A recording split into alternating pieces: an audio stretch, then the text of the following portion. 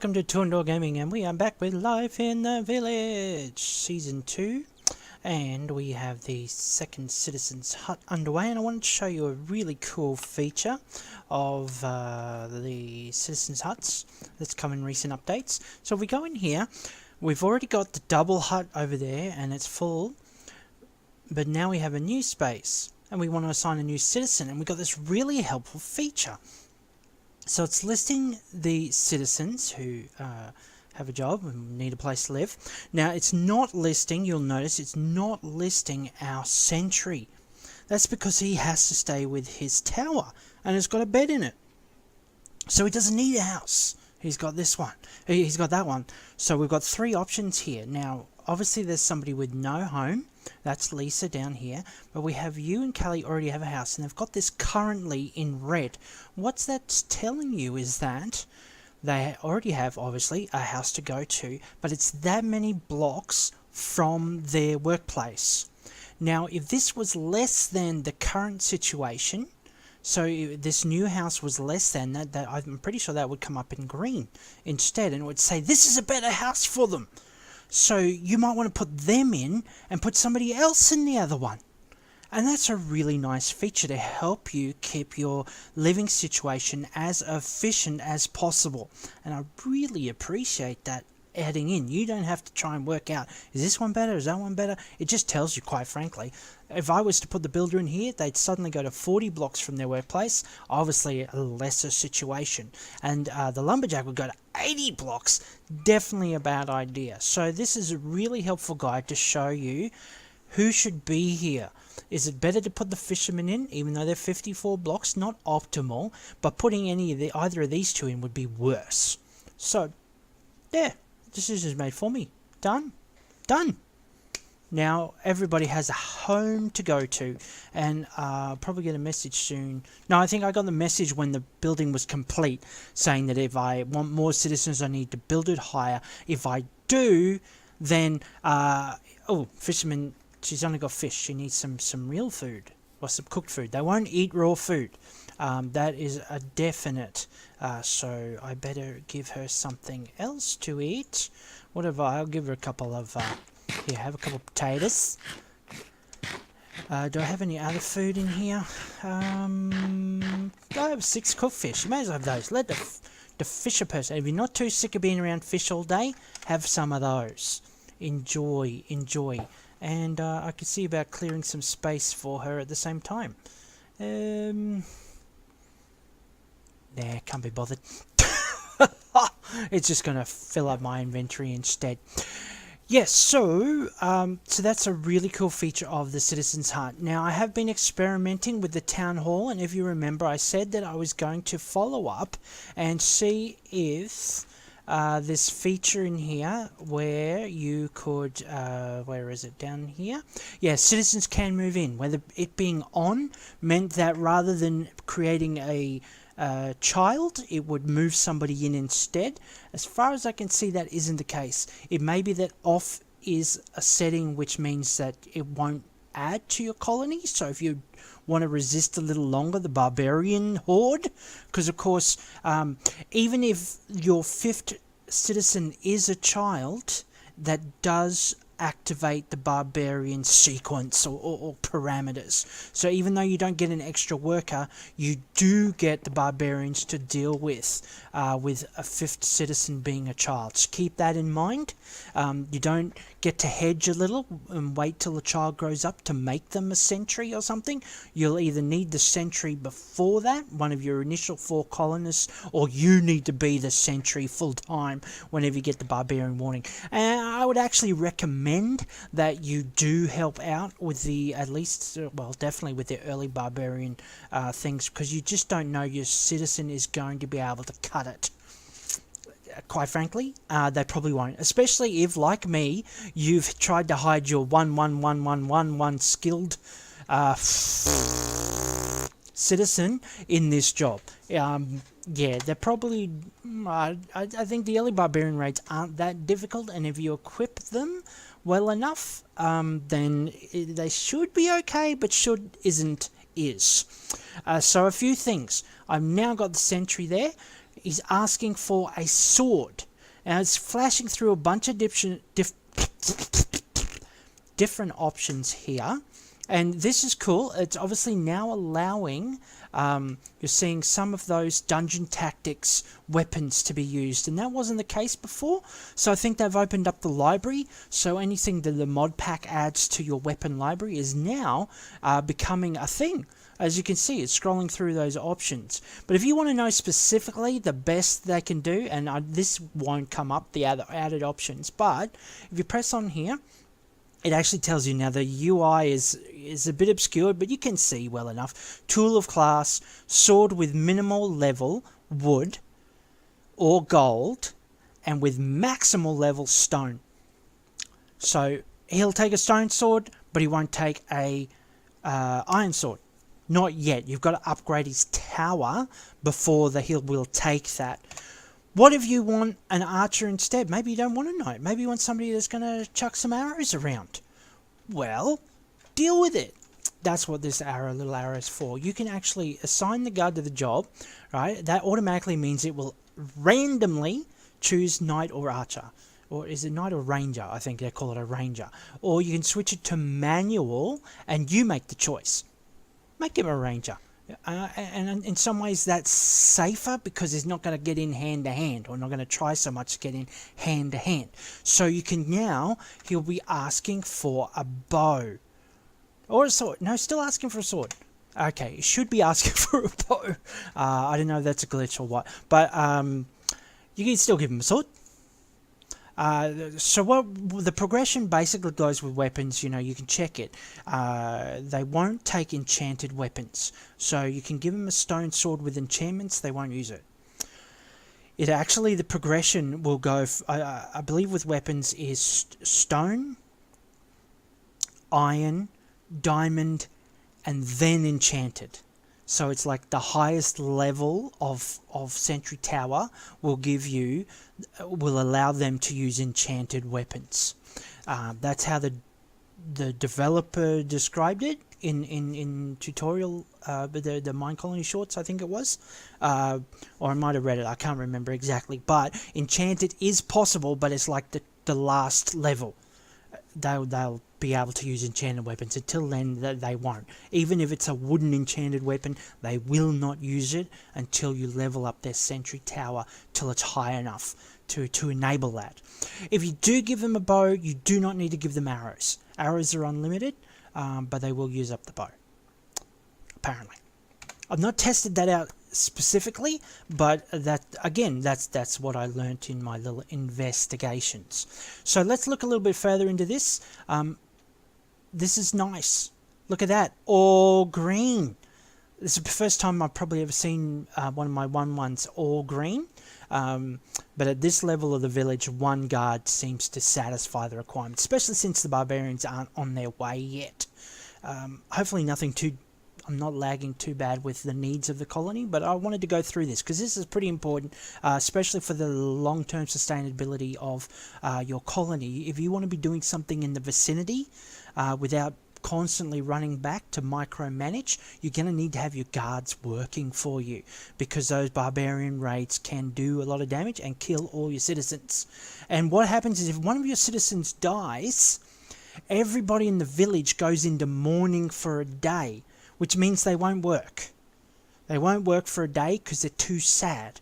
I believe it affects your happiness. If you kill one of your workers, the happiness of the village drops down to 1. And it takes time to recover, apparently. So don't do that. Even if you're sick of your 1-1-1-1, don't kill them. Don't just chop them up. You can, but you're going to suffer for it, so don't do it. But if they die through natural causes, your village will mourn them, and it will slow down your production. And obviously it's sad.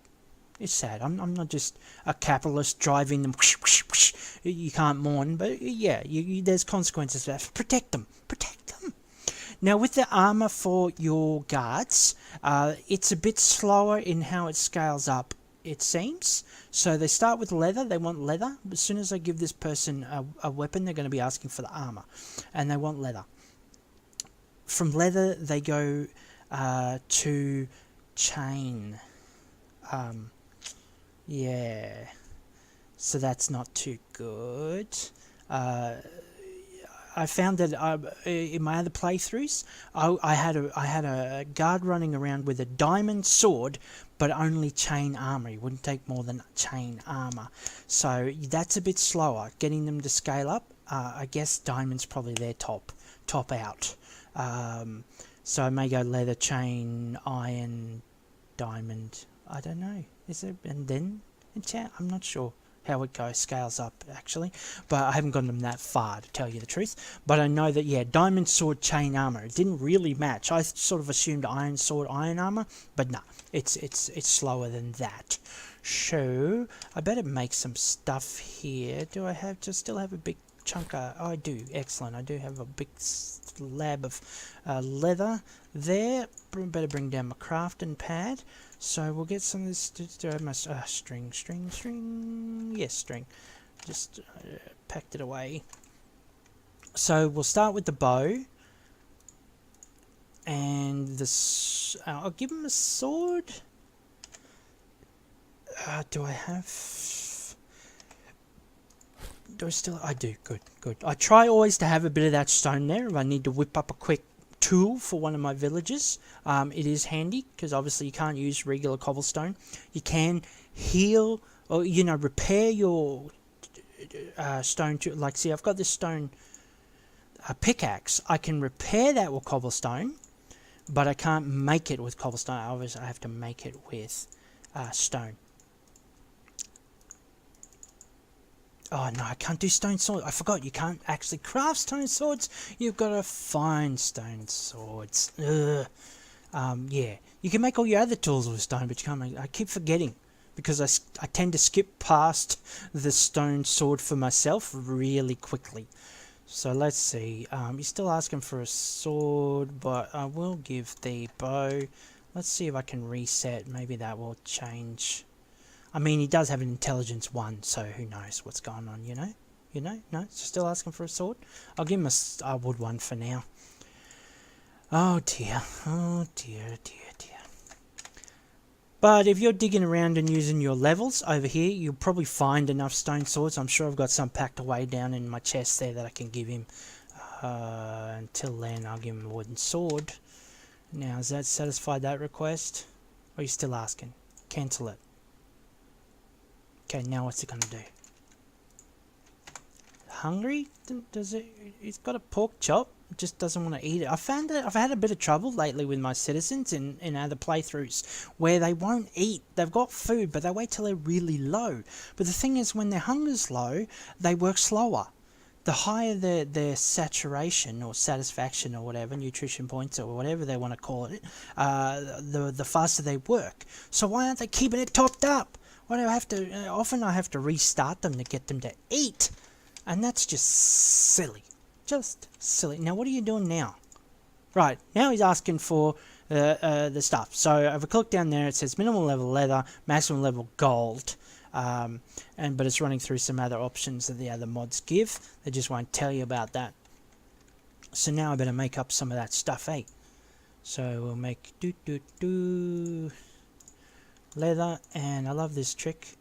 Pants, helmet, boots. Ready?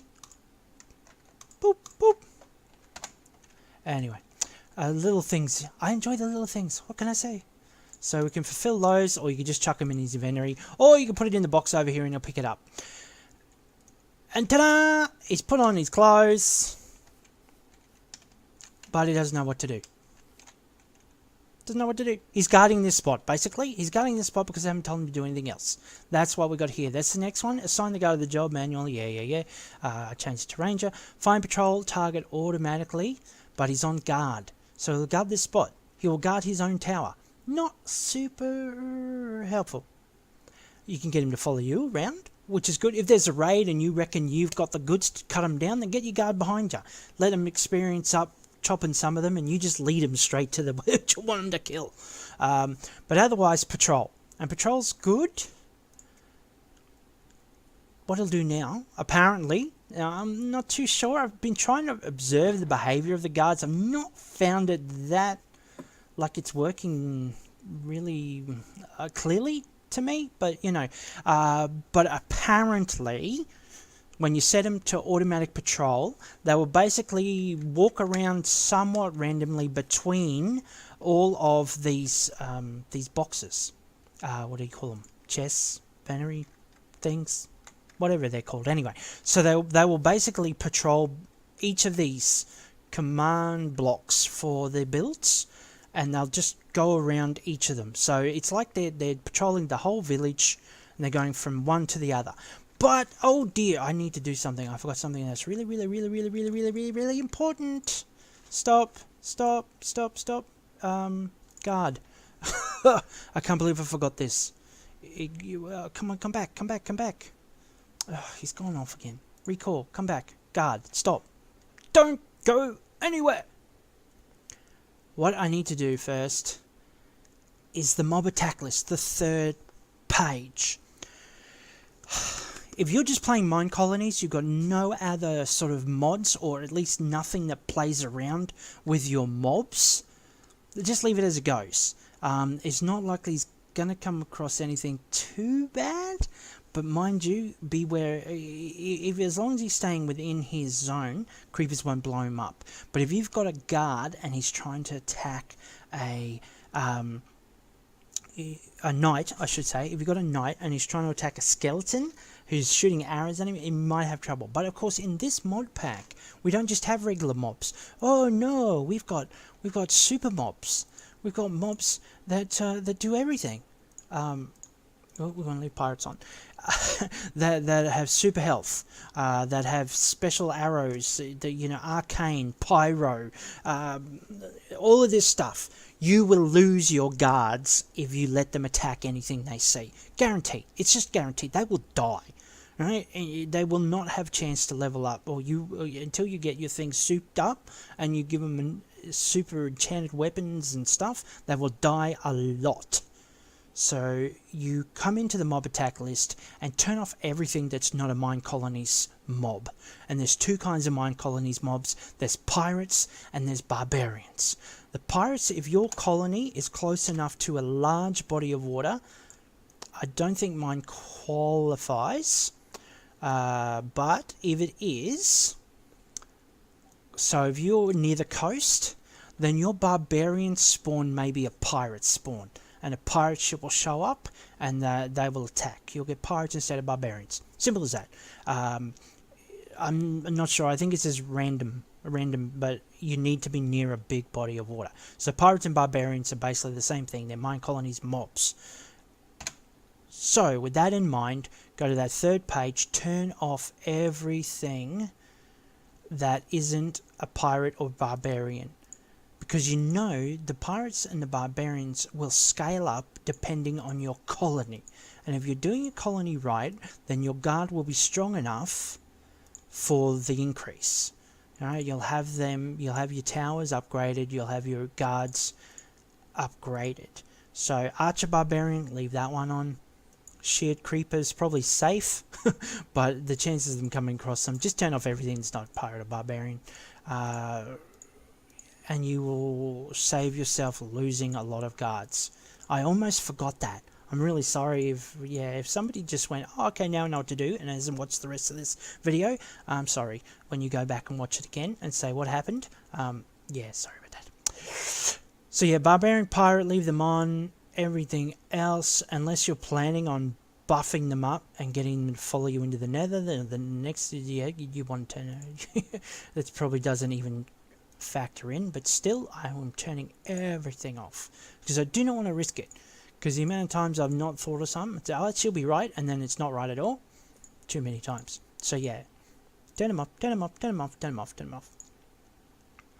Oh, Chief Pirate, want to leave that on. Archer Pirate, Brute, no, off, thank you. Right, oh, that's the end. Right, I was scrolling down, like, why isn't it changing? Yeah, because I've reached the end. So I'll just double check, because I'm bad at not double checking and then getting caught out, off, on. Yeah, looks like I haven't missed any.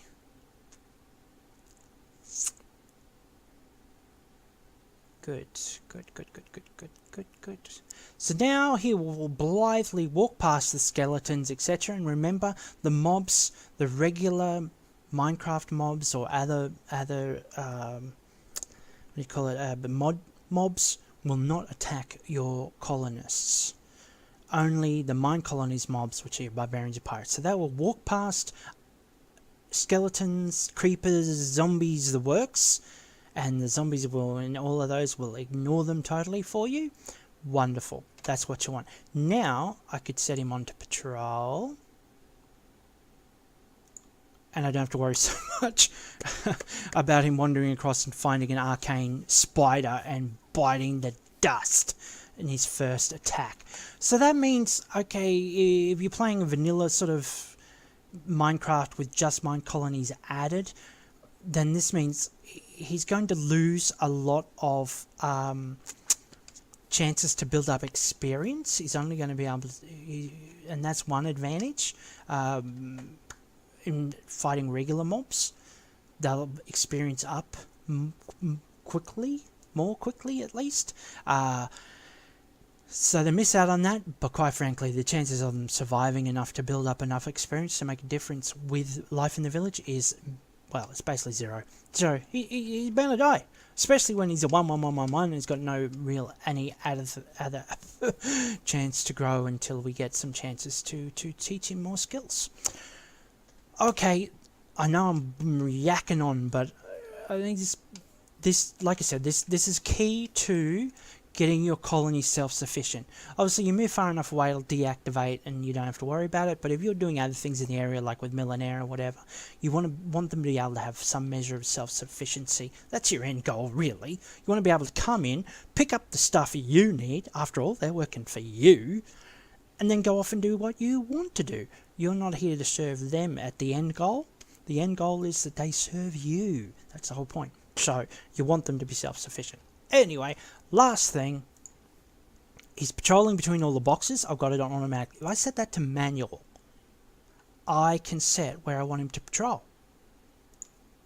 And so it gives me the magic green stick. The green stick. And so I can tell him where to patrol, which is pretty cool. That's cool. Now at this point, the barbarians are focused, as far as I can tell, on killing your citizens. Rather than, they can break blocks, they can break through walls, but I think they only do that in service to their need to kill your people. Now, if you set up your citizens right, then what you want to do, the barbarians come at night, your citizens should be at home, so you can set your guard to just patrol the houses, really. And to do that, you just sort of right-click. But I've got a message. Too far away from guard tower. Please upgrade your guard tower. He will patrol the whole village at his first level, but if I actually want to set that parameters, I'm going to have to upgrade it first. Otherwise, I can make him patrol outside of his hut and not much more. The good thing is you scale it up. I found even scaling it up just one, upgrading this, means that limit vastly increases. But we'll see. We'll see. So what I could do is I could right click and say, alright, you can patrol between that point and this point. And if I double click, it says I'm done. The stick goes away, and now he will patrol between those 2 points. Good work, Hudson. Get your marching practice in.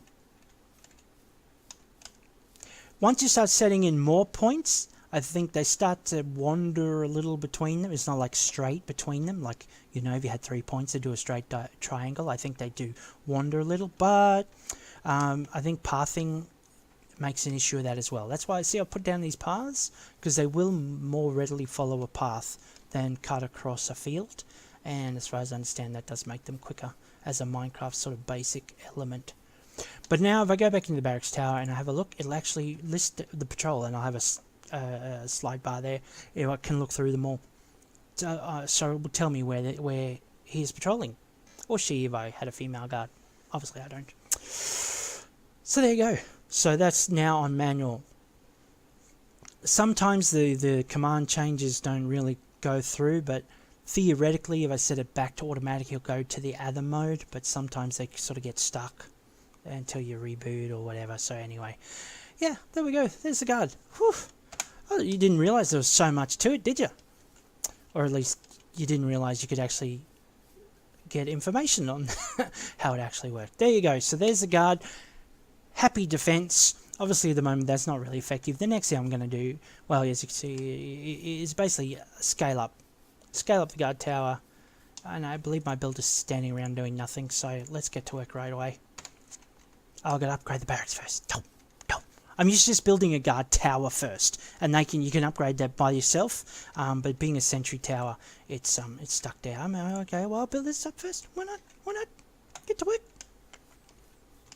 Okay, so that's enough of me. Next time, I'm not sure exactly what I'll do. I will probably move on to a new citizen. Let's see if we can't get a child in. And I'll warn you, the child is not too smart. Make sure you give them food so they can grow and learn. But the other thing is, they're like baby zombies. They will get stuck on one block. They'll walk around, and then when they try and retreat home, if they have to step up one block, they won't. They'll get locked on it. So keep that in mind. That is a factor. But we'll have a look at that maybe next time, or I'll see where things logically flow from here. Thanks for watching.